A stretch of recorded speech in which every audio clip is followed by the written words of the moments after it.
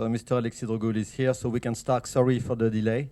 I'm very happy to have all of you in this room for this final restitution. What is not a final restitution, to be clear, because the project will be fully finished in 2 months.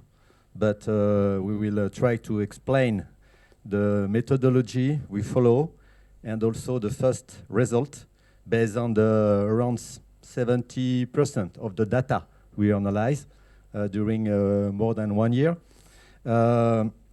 First of all, I would like to invite the European Commission for a welcome speech, if I can say.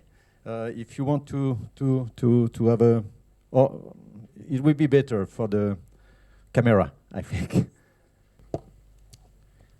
Good afternoon, everyone here in the room. Also, good morning or good afternoon for those online. So I'm Khun Duchateau, I'm head of cooperation at the EU delegation to Vietnam. So ladies and gentlemen, so I'm pleased to be here with some of you in the room in Hanoi, which is possible due to the excellent handling of the health crisis by the Vietnamese authorities. So, but I'm also good, it's also good to see that we can connect remotely with all of you around the world. So this final workshop focuses on the research on inequalities and environmental changes in the lower Mekong River Basin, conducted by IRD, as you all know, the French National Research Institute for Sustainable Development, in cooperation with WANASEA. It's also an initiative, a consortium supported by the Erasmus Plus program of the European Union, which consortium of at least 15 European and Southeast Asian partners, including universities and research institutes. This research has been carried out under the framework of the €4 million research facility on equalities, which is funded by the European Union and implemented by the Agence Française de Développement, AFD. And this research facility has been launched because it became apparent that we had little knowledge of inequality in low and middle income countries. So the main objective of the facility is to broaden the knowledge and understanding of economic and social inequalities. And we worked with local research centers that helped us to carry out research projects. For more information on this program, we invite you to visit the website of the EU AFD Research Facility on Inequalities, where you will find the results of all these different research projects. The specific work on equalities, inequalities, and environmental changes in the lower Mekong River Basin has been carried out over the past year in Thailand, Laos, Cambodia, and Vietnam, and we will hear more about it soon. The purpose of the research was to document the existing inequalities in the lower Mekong sub-region, to assess the interaction between environmental changes and the local population and its impact on poverty and inequalities. For example, Vietnam has done very well in poverty reduction, but there is still a lot of work to avoid multidimensional inequality. Beyond the learning about inequalities in the lower Mekong area and the links between environment and poverty, the follow-up discussion on how to use the project results and experiences to formulate research and capacity building activities is highly relevant for the European Union. The global strategy for the European Union's foreign and security policy recalls the commitment to fight poverty and inequality. And the 2017 European Consensus on Development makes it a priority of EU development policy to eradicate poverty and to tackle discrimination and inequality to ensure people's ability to seize development opportunities. And right now, the EU is preparing its new cooperation programs for the period 2021-2027. That's our 7-year budget in the European Union, which also includes funding for global action. Hence, the inputs of the research presented today are very timely, and we're looking forward to the conclusions and recommendations of your research. This will contribute to the development of more suitable policies to address poverty and multidimensional inequality in a context of environment degradation and climate change. So I'd like to specifically thank IRD and its partners for the organization of the workshop and the final presentation, and for the commitment throughout the research project. So thanks again, and let's have a successful afternoon. Thank you.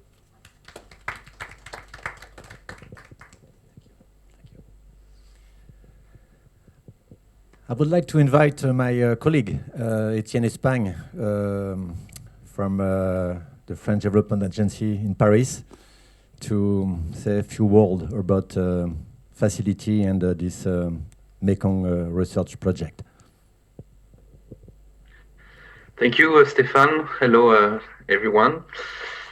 I would like to welcome you to this final workshop, almost final workshop, as Stéphane emphasized, of this project on environmental degradation and the link with inequalities, social inequalities in the lower Mekong region. As was mentioned, it is a project which is part of a European facility. It is one of the few projects funded by this facility which really tackles the topic of environmental changes and inequalities and their interrelations. And there is nothing so evident in this environmental change inequality nexus.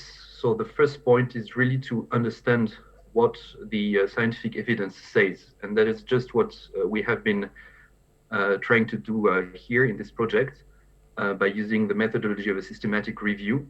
The ultimate goal is really to support evidence-based decision making for public policies, but also development operations such as those conducted by AFD. I would just add that there are good reasons why we have been taking also a regional perspective, especially in the lower Mekong region. As James Scott, the anthropologist, emphasized, it is a very integrated region in many respects. It was even called by him Zomia, as a single entity. So doing this systematic review analysis is really good to assess what the science is saying, but also what is lacking in our understanding of this environmental change inequality nexus. And as will be developed further today, this 1 year work could be the beginning of a more ambitious project on this nexus for the years to come. At IFD, we are developing the concept of a just transition as a key policy concept that would allow us to integrate social and environmental policies together, both in our research department, but also in more concrete terms in our operations. And I think this project is really part of this objective to operationalize what just transition operations could look like.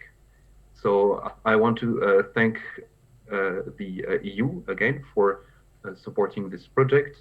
I want to thank ERD for allowing it to have this regional proportion very easily, and of course WANASEA, who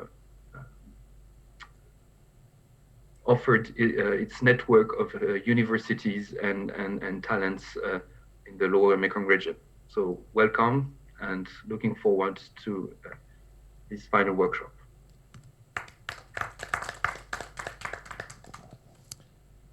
Thank you, Etienne. I'm pleased to introduce and to invite Mr. Alexis Drogoul, the representative officer of IRD in Vietnam and Philippines. I was looking at the microphone. Thank you very much. So I'm very pleased to be here today for just almost 1 year after the first discussions which led to this project. And I'm very pleased also to have been able to play a key role in not only the management, but also the organization of this project throughout the region. Because for IRD it is something I would like to highlight and emphasize in the future in the different projects we will be working on. So basically IRD is present in the region. We have 4 representations in Vietnam, Laos, Cambodia and Thailand. And the project itself has one more country, it's Myanmar actually. But it is something that we would like to work on in our different activities, is that IRD is becoming a major actor in sustainability science, and sustainability science is really about being able to bring some scientific evidence to tackle the different scientific development goals, sustainable development goals. But we know, all of us, that the real challenges do not really lie in these individual goals. So all the challenges we have been witnessing, all the challenges that have been exposed in this project, really lie in the interactions, what is called the nexus, the interactions between these different goals, so be it social, environmental, or economic goals. And what is really emphasized in this project, and what we would like to promote in the future, is the ability to work a little bit more closely between disciplines, between expertise, maybe being able to bring a little bit more physical science to social scientists, and a little bit more social science to more exact scientific domains, because the development challenges lie exactly in what is the title of this project, is so the combinations of social vulnerability and environmental degradations. So for me, this project, although with respect to the kind of projects we're working on, it's a small project. So the funding is not so much. The duration is very short. It's only 1 year. Well, a little bit more than 1 year actually, due to COVID-19, but it's another story. So it's a small project, but for me it's really a milestone in how we can handle this kind of research at the regional scale. And probably Stefan will talk about it a little bit later. A milestone in that we have been able to combine expertises, we have been able to combine research, we have been able to combine to make a number of scientists bring their contribution to this project, whatever the domains they were working on. And so I don't know exactly how I will use the outcomes of this project, but I know I will use them at least to show other researchers and maybe other institutions with whom we are working how we can combine, how we can handle in an interdisciplinary fashion development issues, and how maybe it changes the way also we can tackle them or solve them, or help to solve them at least, by bringing new scientific evidence to policymakers. So I would like to thank a lot AFD, and especially Etienne for his very, I would say his enthusiasm at the beginning of this project, and he has been able to maintain this enthusiasm throughout the project. So I would like to thank him for the work he has done, even if I know he would have liked to come to Vietnam to work a little bit more closely with the teams here, but it was not possible. So I would like to thank AFD also for supporting this project and funding it.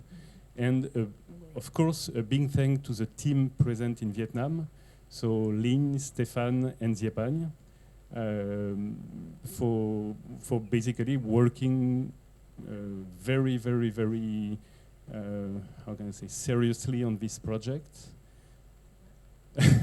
I see Stefan. Glad to hear that. Yeah, no. So really to dedicate themselves to this project, which was not completely evident again, due to the restrictions in terms of travel, because we are talking about many different case studies. We are talking of a project between 5 countries, and not being able to physically interact or physically visit the different sites and case studies was a kind of challenge when it came to summarizing actually the conclusions of this project. So again, congratulations to all of you. You have been incredible and wonderful. And I wish it's only the beginning for maybe other projects or a continuation of this kind of project that Stéphane will be able to introduce a little bit later. Thank you very much. Thank you. Thank you very much, Alexis, for this word. We will come back to Etienne Espagne on the Zoom for a short speech, maybe 15, 20 minutes, as you want. Etienne, can you hear me? Are you here? Yes, I can hear you. Yeah, so Etienne will introduce the Mekong project activities following the slide you can see on the screen. Etienne, it's up to you. Okay. Can you see the slides well? Yeah, yeah. All right, so I don't really know how long it will take, but probably much shorter. So thank you, Stéphane, for letting me introduce a little bit the methodology that actually Lynn knows much better than me now, and she will develop in much more details what she's been doing throughout the year. So. So we already mentioned the genesis of the project, that it's part of this European facility for research program on inequalities in developing emerging countries. It's one of the few projects among this European facility which try to tackle really the link between environmental changes and inequalities.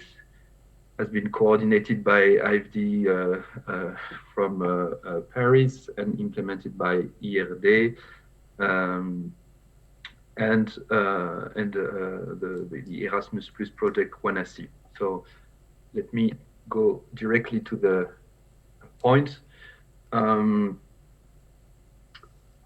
So the idea of this project at the beginning was really to try to build a systematic mapping and systematic review. You will see the difference on inequalities and environmental changes in the Mekong region.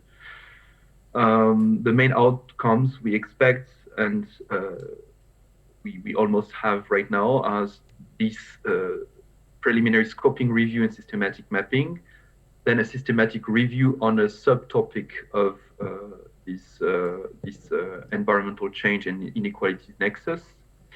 And in parallel, we were very ambitious. We have launched a call for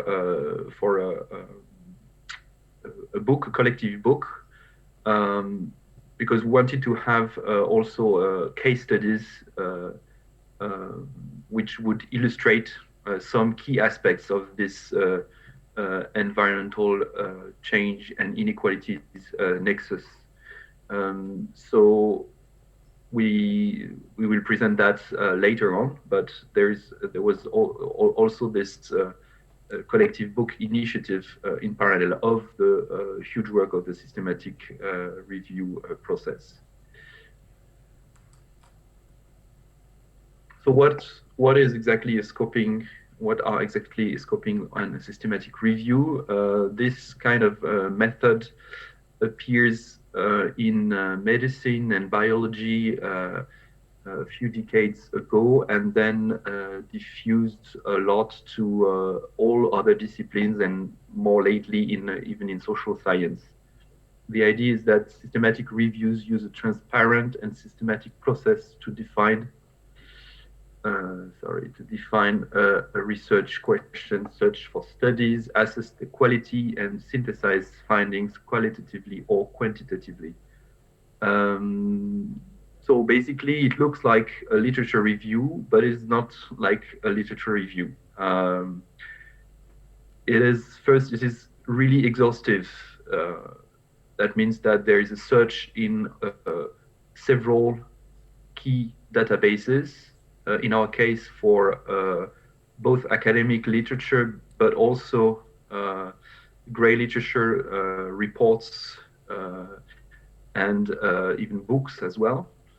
The search uses an equation, search equation.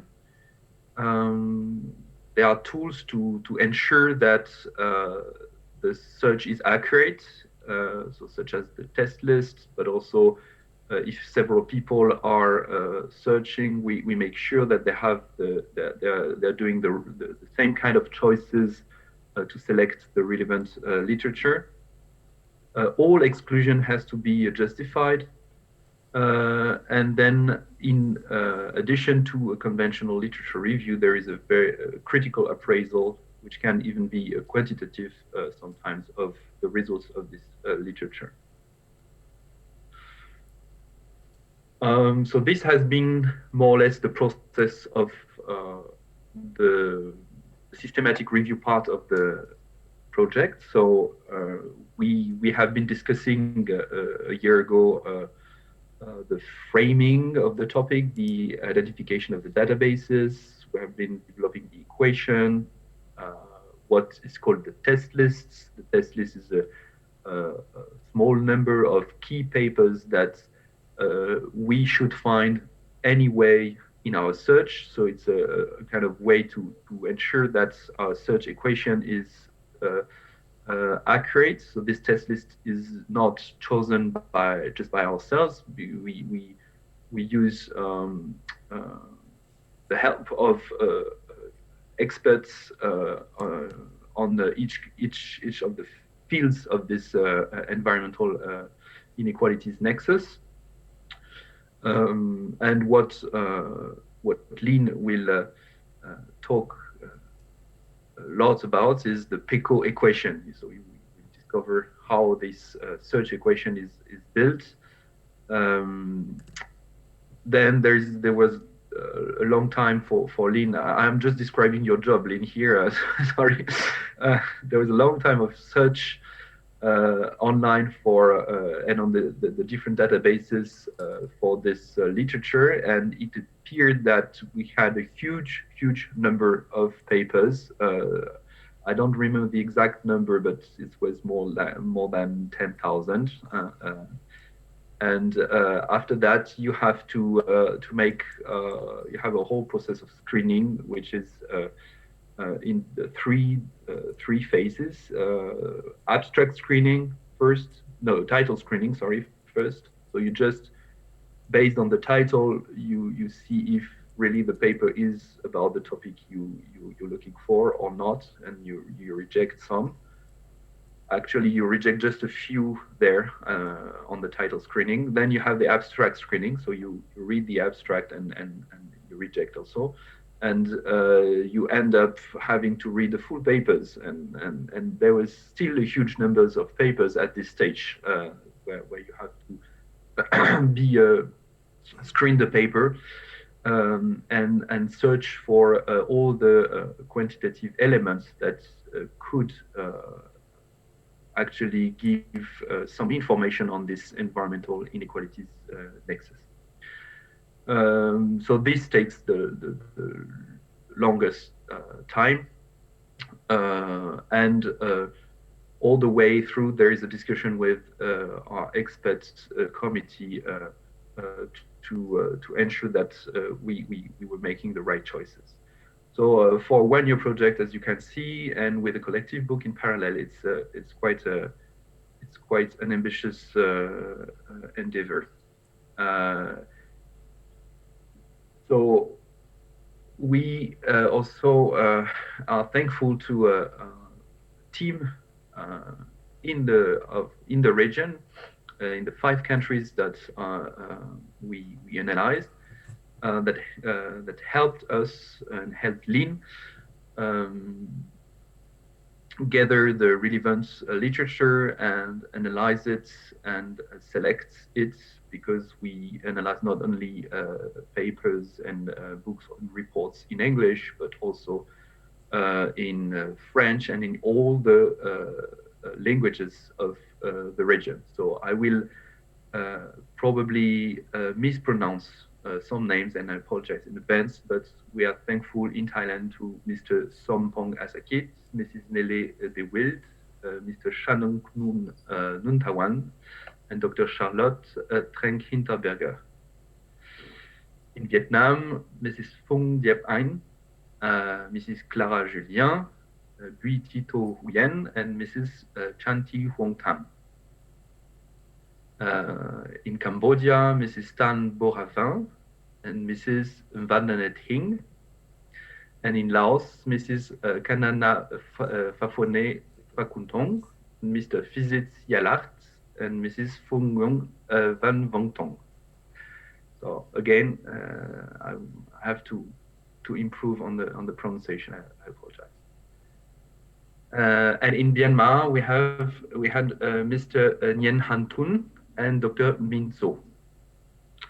So as you can see, behind this search, there is really a huge work in terms of filtering, analyzing, and reading the literature. So it's I think that it's a gold mine that we have now, and it can only be the beginning of more research and more developments after this systematic review, and you will see that with the presentation of Lean's work.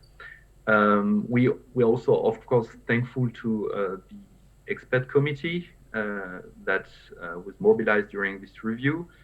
The expert committee was consulted for the test list, so the key papers that any search equation should have found in any case. They were present at the kickoff meeting, and we had also a specific expert meeting on November 2019 to discuss the search equation with them. And among this expert committee, we are especially thankful to Christophe Gironde and Daniel Hayward, who have also helped during the process of the systematic review. So we stop here and let the key experts talk. So Lean, the floor is yours. Thank you, Etienne. Thank you very much, Etienne, for this introduction, and especially for the Laos pronunciation. You make it in a good way. So let's go to the heart now of the project with my colleague Ling for 1 hour and speech. Sorry, maybe we'll see. Maybe Ling, you can use the table just over there, if you don't mind. Thanks a lot, everyone. Thanks, Stefan, for the introduction, and thanks, Etienne, for the overview of the project and also the first idea of the method we have been using. And I have to confirm again, it's not my job alone. So I have got like a lot of support in terms of management and also in terms of the content work. So Etienne and Stefan also join us in the screening, and then you look at the team from 5 countries. So, and the expert committee have been like getting a lot of email from us asking for their input, and then back and forth. So just go directly to the detail of what we did, and some first reason that we had based on the 70% of the article have been screened. So I take the personal kind of like it a little bit apologize when we say it final workshop, but the reason at the moment is kind of on progress, because we underestimated the amount of full text that we got after the abstract training. We, from the beginning, we predicted we would have 1,000, but actually at the end it's 7,000. So actually it took out more time than we expected. So we will go further. So before Etienne was mentioning about the, when we started, we have the task list, and in that way we formed the PECO. So PECO is the tool we will use to search on the database.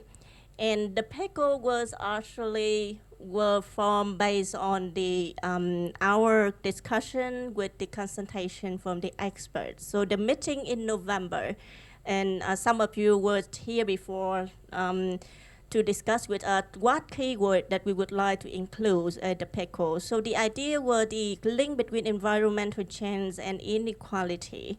And based on systematic review, we need to identify the populations, the exposure, the comparator, and the outcomes. So based on the discussion we had with the expert committee, so we identified the population trying to include as the most comprehensive list of we could have. Of course, during the search, we also include some more additional keywords because we realized that there's certain topic we didn't think of before. So if you could see the population, sorry. Wait. The population here, we actually include quite comprehensive list of the group of people, and also the keyword that could come, that could get us to the literature that have been researched. So some research is talking about the vulnerability of the peoples. And the exposure here is the environmental change, and also sometimes the policy and the rival. For example, here is land reform or the land policy in different countries that actually affecting the ethnic and the Highlander. Then we have the comparator, because sometimes the research is not directly talk about inequality, but they compare between different group of incomes, or they compare between before and after the disaster event. So in that way, we identify the sign of inequality. Just to note into the literature available, not many research directly use the term justice or inequality, but somehow they have get some comparisons or idea about different group of people getting affected more than the general populations.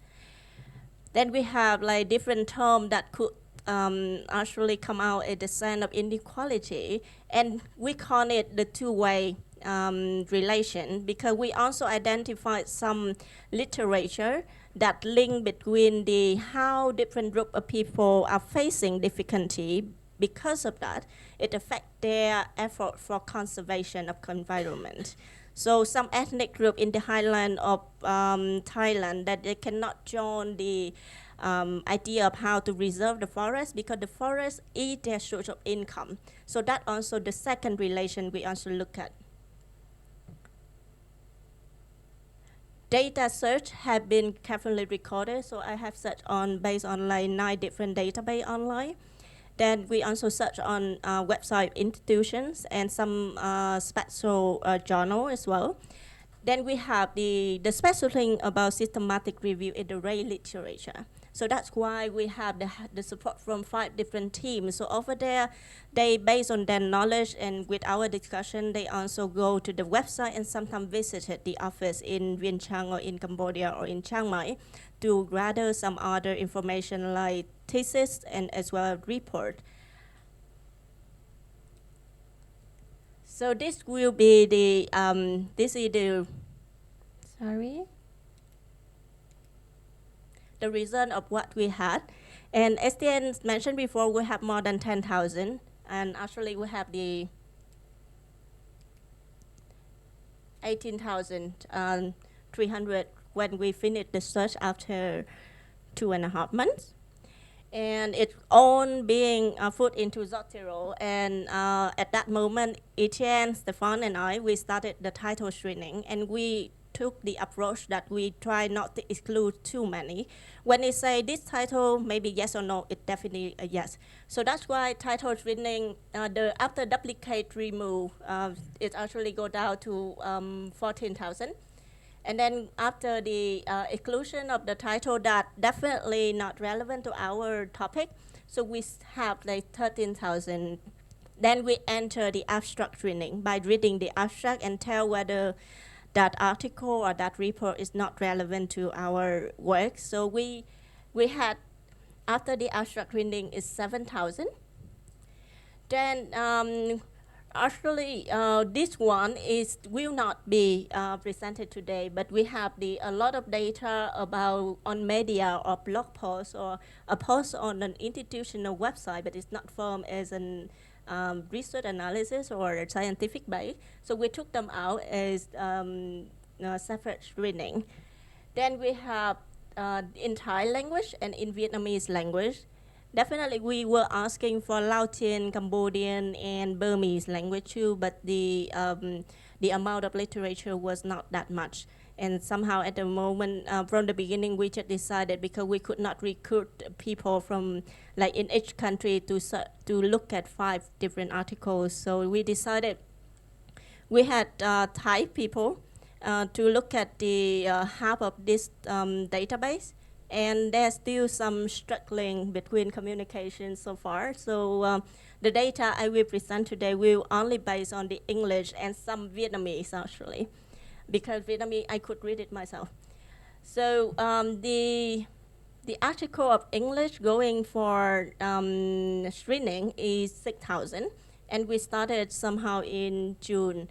And together with a team from, with the support from Yip An sitting here with us here, and then some actually joining us today probably from Chiang Mai and from Ho Chi Minh. The communications of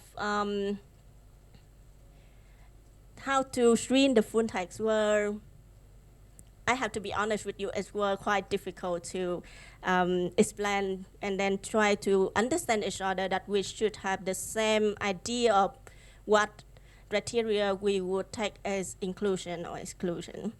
And this is the criteria of inclusion that we took out by reading the full text.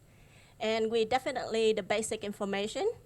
And then when it comes, so it has to have the populations, so of people, and then some environmental issue, it should also present it there, and there must be an impact on those people.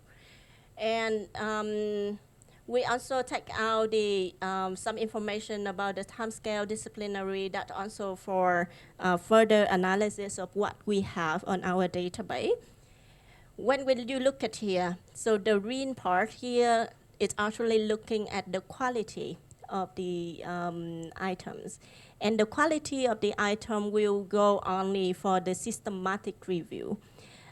Before Etienne was mentioning that we have 2 parts, which the first one is scoping. We only look at how literature has been presented, so we do not look so much into the quality.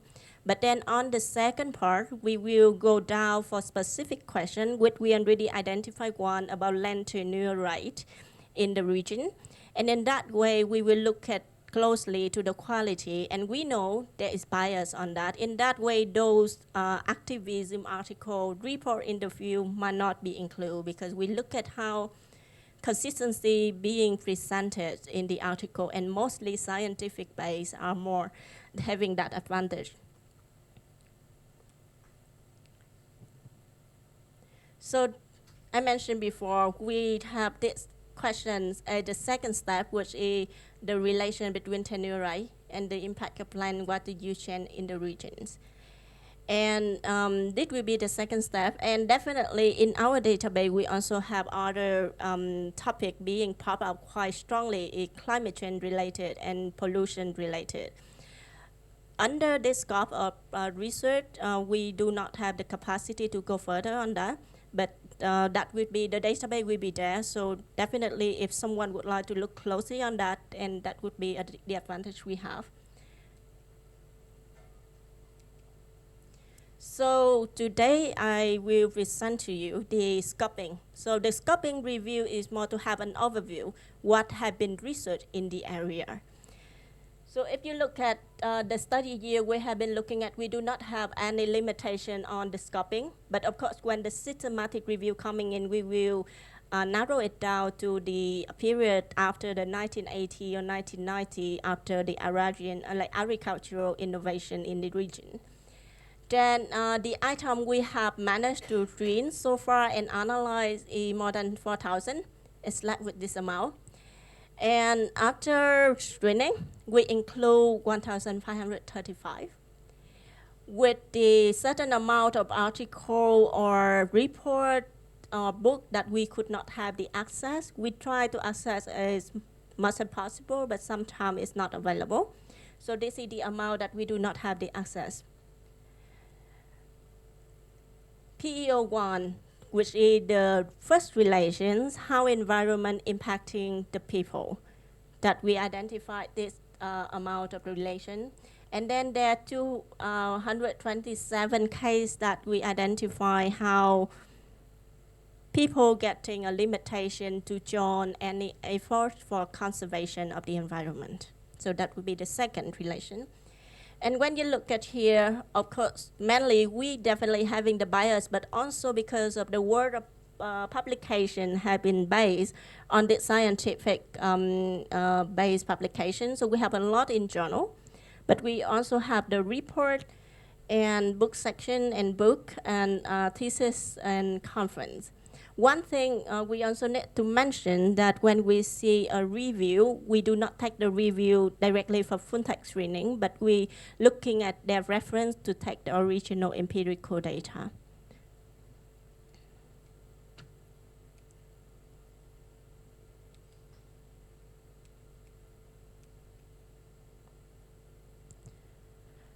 So look at geographical distribution of the study. So far, at the moment on this screen, I do not include those articles looking at the global scale, South Asian scale, and Asian or Mekong scale. We also have those articles, but majority the article focusing on countries. So we have actually Thailand had the majority of the articles so far, and we have Laos and Myanmar having less publications on the topics. So by looking at, we already see the distribution, there could be some discussion behind, so there are probably more problem in Thailand or in Vietnam, or whether it's the problem of the capacity as well of research and publication.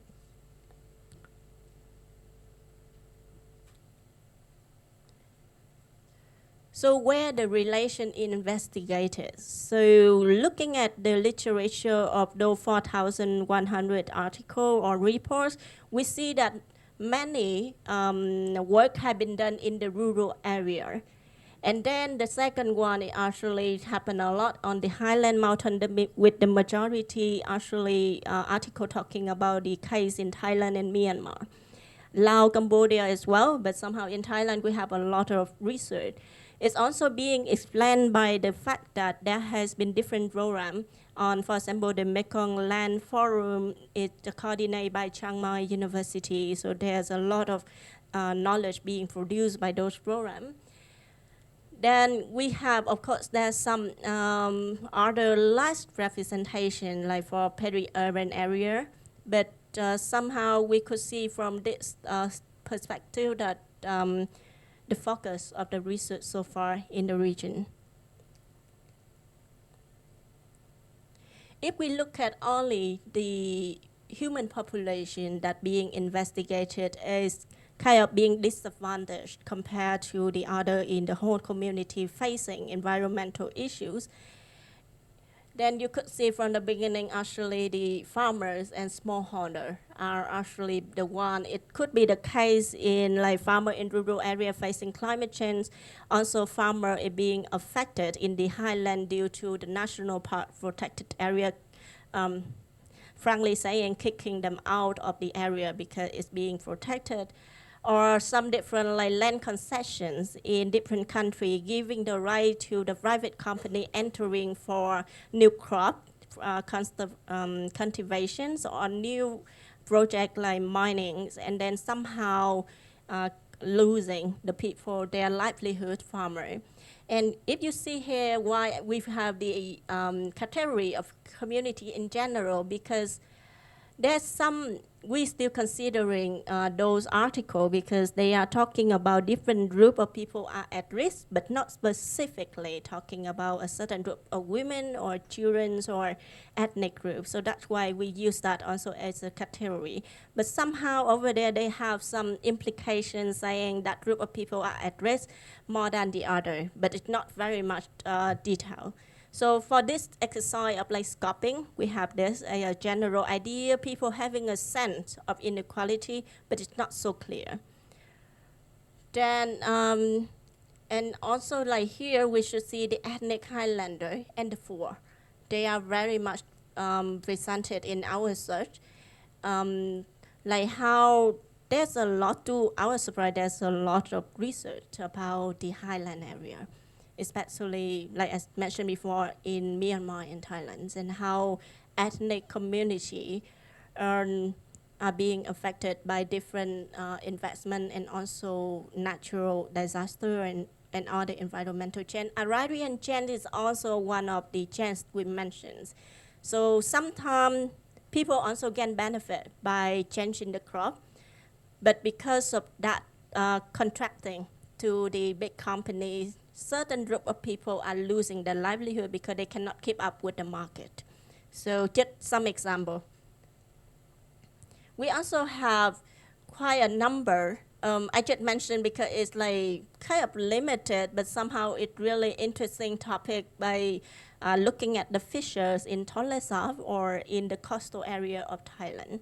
And somehow they are getting more problem due to definitely the change in the water, the reduction in fish resources, but also the competitions between the fishers and the small livelihood and then those companies coming in. We also having like refugee and migrant as the topic. The non-citizenship were recommended by the expert from Thailand, and we also find several articles talking about that, but not that much. Refugee, like Burmese refugee in Thailand, also can get into trouble with having disadvantage during the environmental situation. So you could tell that, of course, there could be overlapping between these categories, we know that. But the issue, our approach is to keep the original idea of approach of the article of the research themselves. So the research is targeting the refugee. The research is targeting the migrant or the worker. So we would like to keep that. So of course, we could see that they are overlapping over here quite a lot. And indigenous, Stefan mentioned to me that the work is not very nice in some sense. There's a lot of discussion behind that, but there are articles and reports are using this work as the key term on their analysis, and also using it as like those local people are losing livelihood because of the development.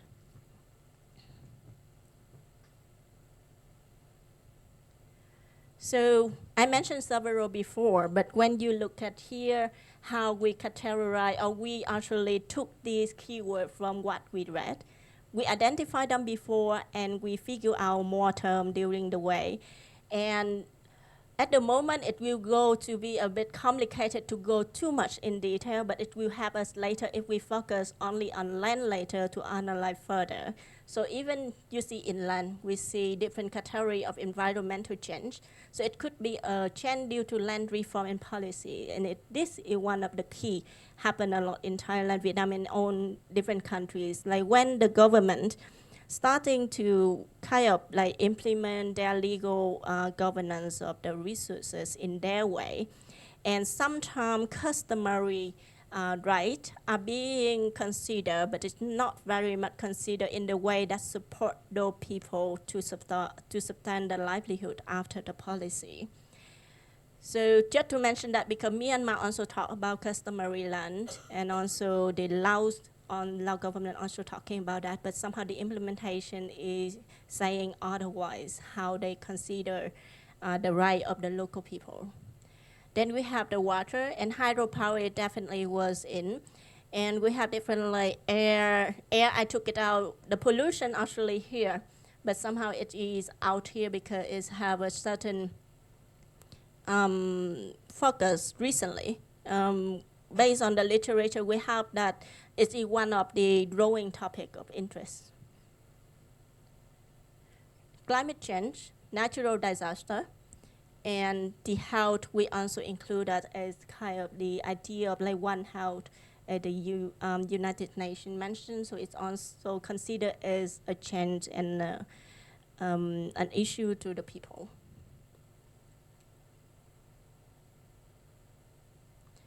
So at the moment, we are actually looking at different outcomes and the impact on those people. So we group them into different categories, would be the well-being.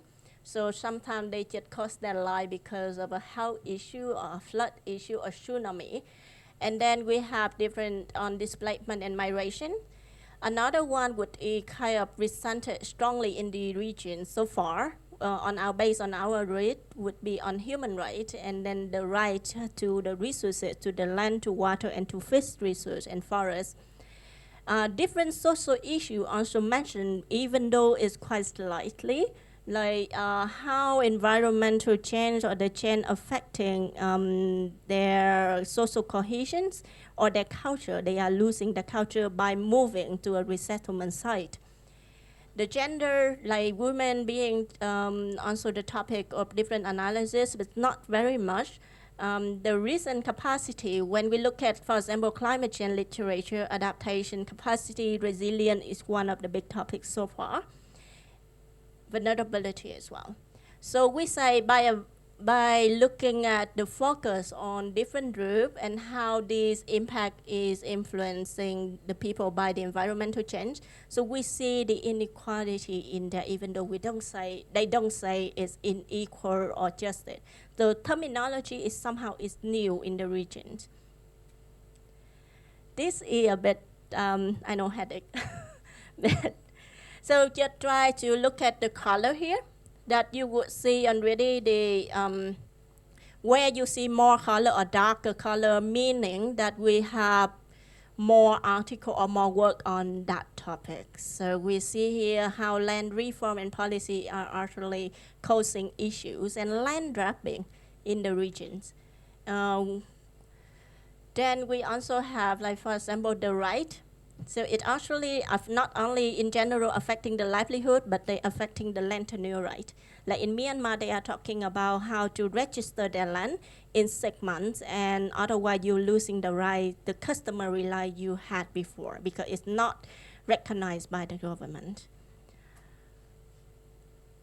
Conflict is also one of the topics that link pretty much to land reform and policy. And hydropower definitely come up in the literature being investigated a lot on how they affect the peoples. If we look at here the air pollutions and then the pollution issue in general, that we also look at the toxic from mining, cadmium, lead problem, and pesticide or arsenic from groundwater. Then we have like most of the article talking about the health risk to the people or any particular health issues.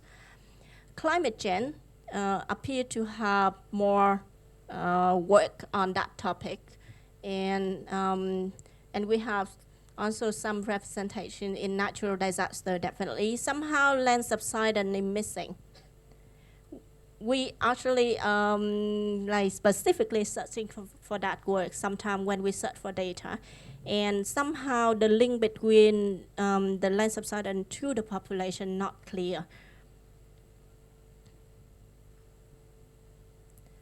Yeah, so this somehow, when this would be the main reason when we go, when in our final report, we will definitely go deeply into each category to see that on what field is still underrepresented in terms of literature and scientific analysis.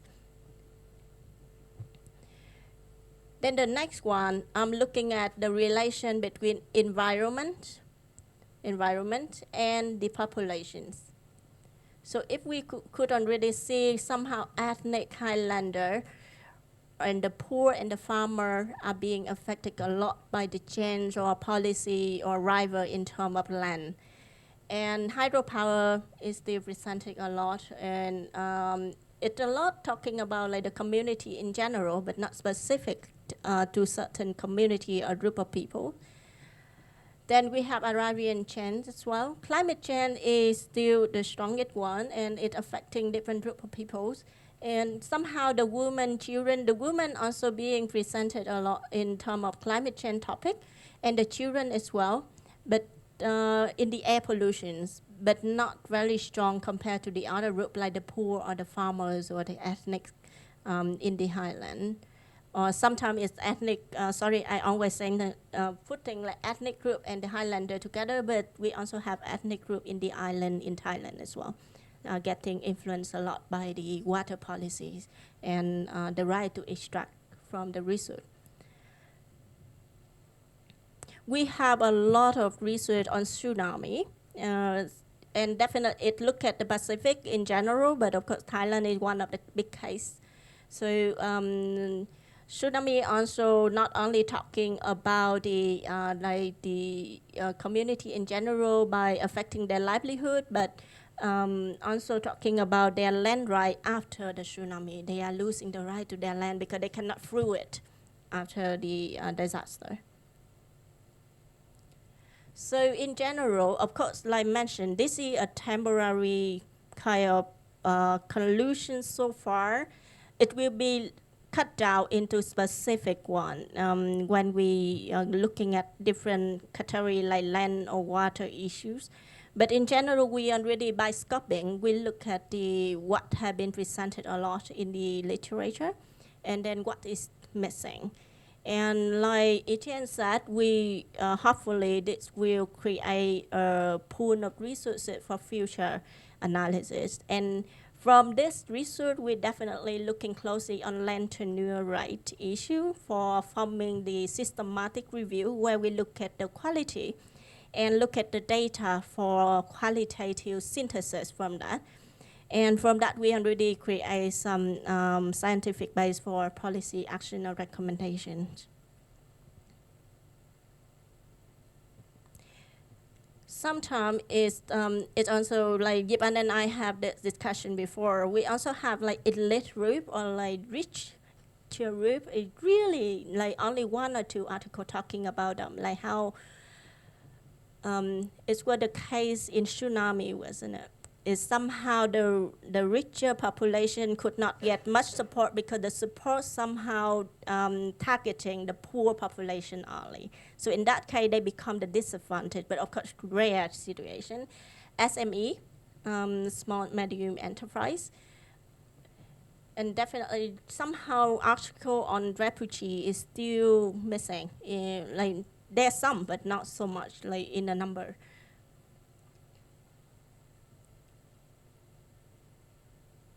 So later on, if we look at like different case, like for example, I just took out the climate change case. So we actually looking at like how literature have been focusing on the poor, the smallholder farmers, and women also presented quite strongly in the publications. And last publication have been talking on this group of peoples. And somehow the heat issues related to climate change and adaptation policy and how it's impacting the population.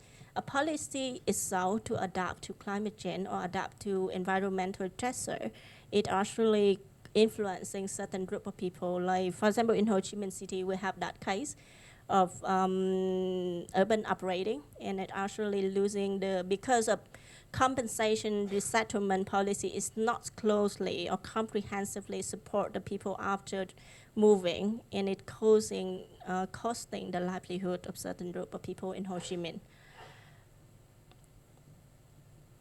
And In terms of climate change, we see a lot of work on vulnerability, adaptation, resilience in general. And gender issue, yes, there are, but not that much right issues. And social disruption, not only in terms of their financial issue, but also their capacity to access to the capital, like the physical capital to sustain the livelihood or to maintain the cultural relation with their livelihood. Like they have to move and then they cannot maintain their social cohesions. So that would be the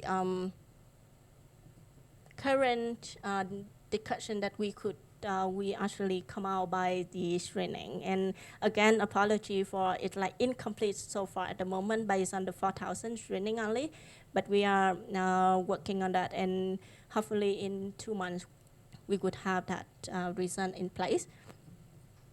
Thanks a lot for your attention, and hopefully it's clear.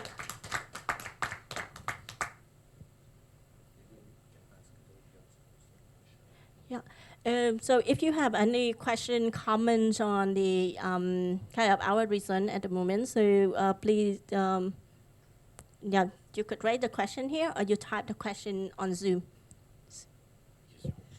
Can you re-explain the comparator, like how, yeah. Yeah. Do you mean the criteria comparator when we look at, yeah. The comparator supposedly for systematic review is a must when you screen the article. If there's no comparison between before and after the flood, or between different group of people like poor and wealthier, or between different regions, it should be a no to that article. But somehow, based on what we see, look at our database, there's a lot of work. It's specifically talking about one group of ethnic community, like Karen peoples in the north of Thailand. And in that way, they do not compare with any Thai community lowland. And somehow that article is still pointing directly to our son of inequality and disadvantage that group is facing. So we still include them. So we're doing some change in the methods, definitely. But in theory, in systematic review, the comparator is the key quality check. Yeah, there's a question from Deepak. Have you caught the relation between environmental change and well-being or inequality? I can elaborate if you want. Sure. Maybe I missed it, your presentation. Well, first of all, thank you. It's really impressive, the work that you have been able to do. Let me shift on the video.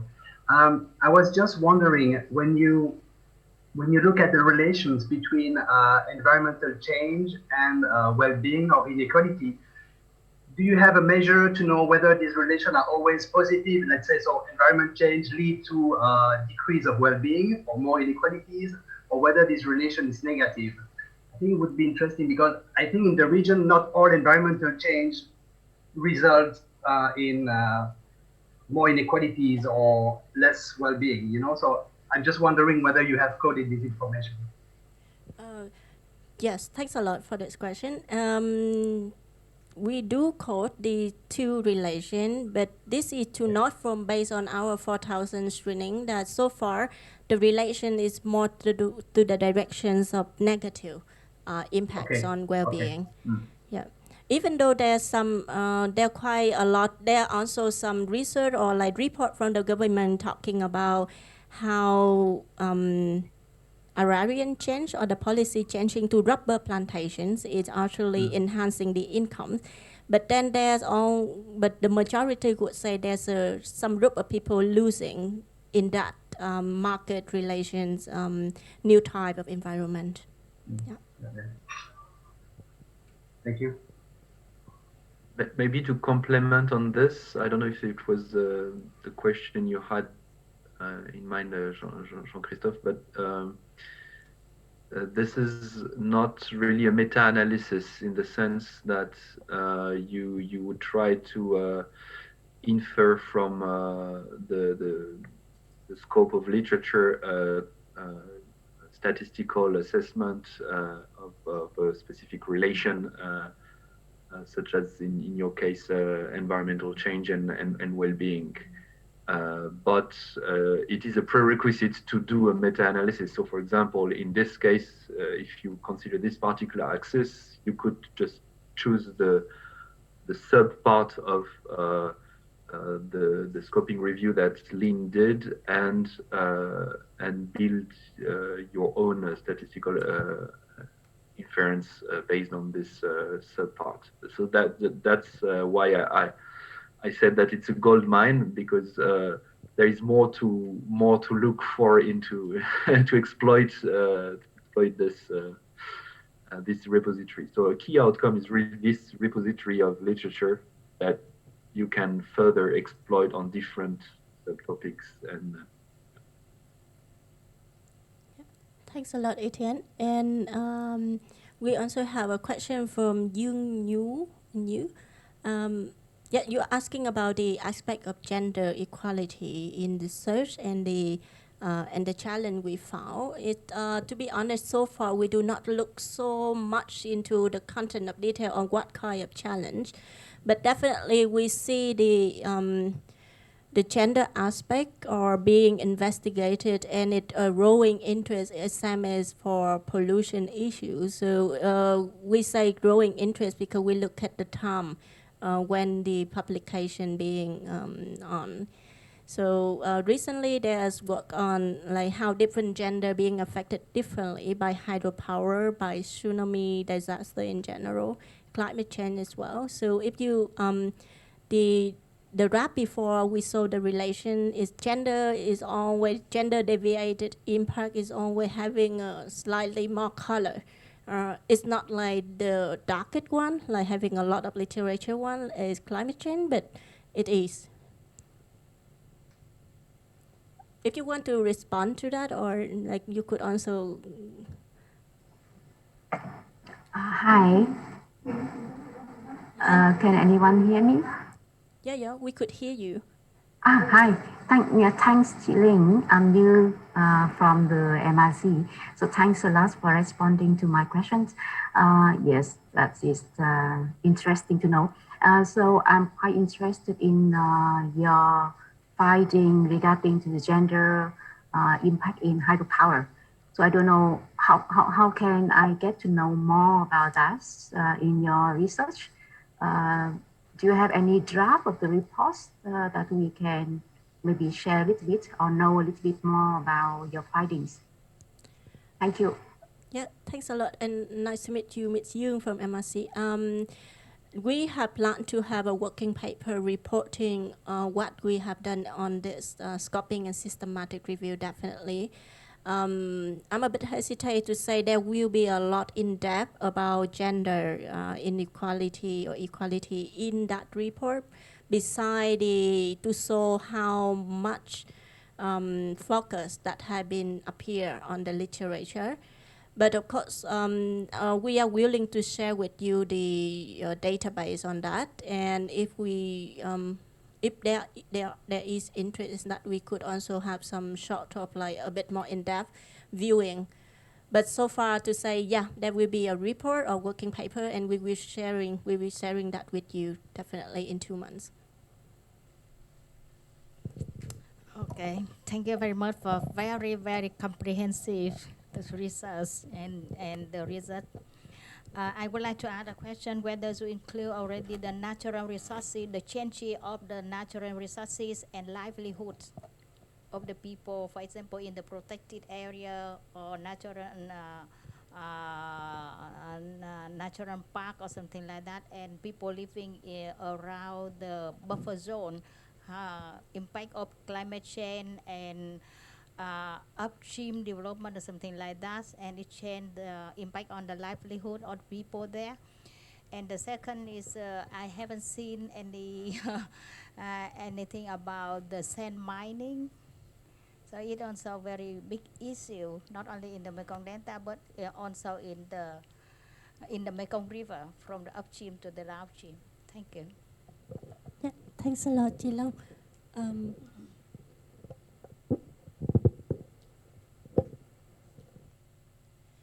Thanks a lot. And the first question you have, yes, there are quite a lot of literature in terms of, we also screen that topic, like how livelihood of people living outside of national park or protected area, or the other would be really strongly presented in Thailand, like how their livelihood being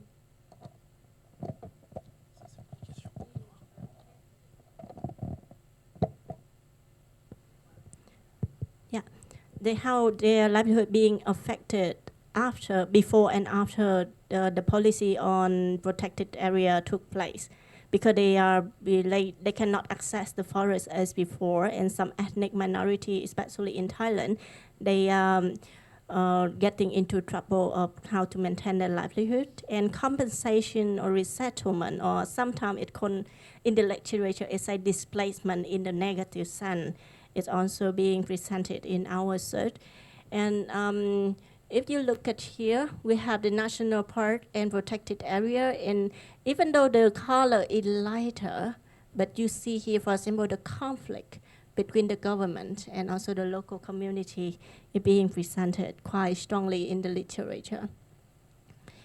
We also have that sometimes people talking about the access to the forest or forest, the right to the forest also being presented a lot. And it's not happened a lot here in Vietnam, but like slightly presented, but in Laos and in Thailand, and I remember in Myanmar as well, they also talk about the right to the forest and how that right are not being considered enough in the policy, or sometimes being considered, but it's not in the implementation, or the way implemented is not yet enough to sustain the livelihood.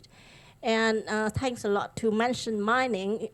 Like throughout my presentation, sometimes it's not really, I do not cover all, but you see here mining. It includes both sand mining and other mining throughout the regions. And definitely the color doesn't look, there are quite a lot of articles on that. And sand mining, to my kind of memory, I have to say that after reading quite a number, and there are quite some, but not many literature on that. Thank you very much for your informative presentation, and I have a question. I'm sorry if I missed something during your presentation, but I'm wondering about the biases that you found during your research. What are they? Because you mentioned that when you review too many articles and books and any other literature, you found many bias. So what are they? What are the major bias that you found? And how to justify the reliability of all the articles that you read, and to see what will be the suitable data for your research. Thank you. Yeah, thanks a lot. Bias here, I would put it two kinds. The first kind would be on the bias of the nature of the publication by itself. So we also have like governmental report to tell how good a project has been to the region. We also have the article strongly criticize the government or development project because they are standing on the side of those losing their livelihood. So those having really big bias, and they do not have any other view from the other angles at all. The other bias would be on scientific bias if we look at closely to the methods, the consistency of the analysis, and sometimes by one of the example would be by looking at only one communities, and they are trying to collude for a general populations of like ethnicity in terms of hydropower development. So that would be scientific bias in the content. And thanks a lot for mentioning again like how we're going to deal with the quality. Like mentioned before, we have two steps. The first one, just to look at what have been there in the literature. So it's called scoping review, or it's called systematic mapping, where we do not care much about the quality. Yeah. Because, and then when we go for systematic review, and systematic review only possible for specific question, we cannot go for systematic review for the whole environmental change and inequality. So that's why we took this topic as kind of a case that we look at in our program, so Tenorite. And in this second step, we care about quality, and that's why we have the criteria as the kind of to check for the quality. So we need to check like the comparator if there is, the matching is good and consistent, and the sampling precisions, and any modifier, any influence that could create bias from the analysis or from the conclusion of the author. And in that case, we could include the paper. Yeah, so this has been developed based on the training we have on systematic review in theory, and also some adjustment based on our topic as well. Yeah, sure.